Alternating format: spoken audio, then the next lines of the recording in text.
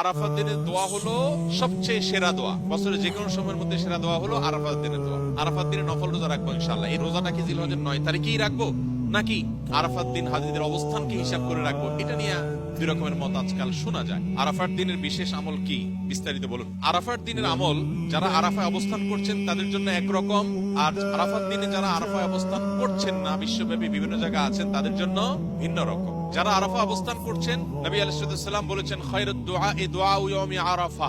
এই হাদিসের এই অংশটা যদিও আম, এখান থেকে আরাফাত দিনের দোয়াকে নবীজি বলেছেন আরাফাত দিনের দোয়া হলো সবচেয়ে সেরা দোয়া। বছরের যে কোনো সময়ের মধ্যে সেরা দোয়া হলো আরাফাত দিনের দোয়া। যদিও আরাফাতের ময়দানে হাজিদের দোয়া কবুল হয়, ফেরত দেওয়া হয় না, বহু হাদিস আছে। যেহেতু হাদিসে আরাফাতের দিনের দোয়াকে সেরা দোয়া বলা হয়েছে, আমরা যদি দূর থেকে আল্লাহর কাছে দোয়া করি, আশা করতে পারি আল্লাহর কাছে, আশা করতে অসুবিধা নেই যে আল্লাহ তাআলা দোয়া হয়তো কবুল করবেন।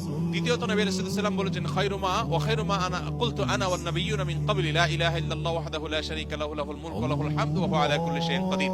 আরাফাত দিনে নবী আলাইহিস সালাম বলেছেন আমি এবং আমার পূর্বে নবী রাসূলরা যত দোয়া আল্লাহর কাছে করেছেন এর মধ্যে সবচেয়ে সেরা হলো এটা, লা ইলাহা ইল্লাল্লাহু ওয়াহদাহু লা শারীকা লাহু লাহুল মুলকু ওয়া লাহুল হামদু ওয়া হুয়া আলা কুল্লি শাইইন কাদির। এটা আমরা বিশেষ করে পাঠ করব। আরাফাত দিনে হাজী সাহেবদের জন্য রোজা রাখা নিষেধ, বেশি বেশি দোয়া করবেন তারা, তাদের জন্য করণীয় আমলগুলো। আর আরাফাত দিনের অনুসরণে জিলহজের 9 তারিখে পৃথিবীর বিভিন্ন প্রান্তে থাকা মুসলমানরা নফল রোজা রাখবেন। এতে 1 বছর পূর্বের আর হায়াতে বাঁচিয়ে রাখলে আল্লাহ তাআলা অগ্রিম 1 বছরের গুনাহ আল্লাহ মাফ করে দিবেন। এজন্য আরাফাত দিনে নফল রোজা রাখবো ইনশাআল্লাহ। এই দোয়াটা কি এই রোজাটা কি জিলহজের 9 তারিখেই রাখবো নাকি যে আপনার আরাফাত দিন হাজিদের অবস্থানকে হিসাব করে রাখবো, এটা নিয়ে দুই রকমের মত আজকাল শোনা যায়। তবে আরাফাত দিনে হাজিরা অবস্থান করছেন বহু, ওইটার সাথে মিল রেখে গোটা বিশ্বে আসলে ওই দিনে একই সময়ে রোজা রাখা এটা সব ক্ষেত্রে সম্ভব না, ভৌগোলিক ভাবে এটা সম্ভব না।